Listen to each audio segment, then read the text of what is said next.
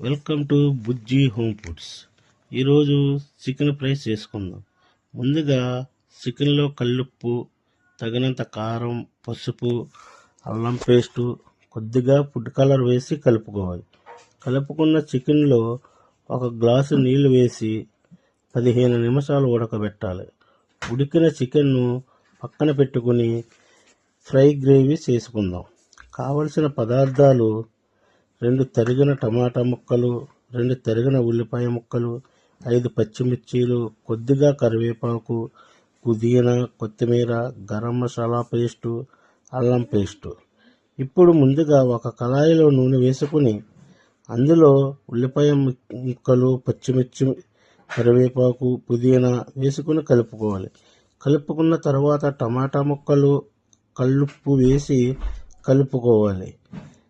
తరువాత అల్లం paste, garam masala paste వేసుకుని కలుపుకోవాలి. కలుపుకున్న తర్వాత బాయిల్ చేసిన చికెన్ వేసి కలుపుకుని 5 నిమిషాలు హై ఫ్లేమ్లో, 15 నిమిషాలు లో ఫ్లేమ్లో ఉంచి కొద్దిగా కొత్తిమీర వేసి దింపుకుంటే గుమగుమలాడే చికెన్ ఫ్రై రెడీ.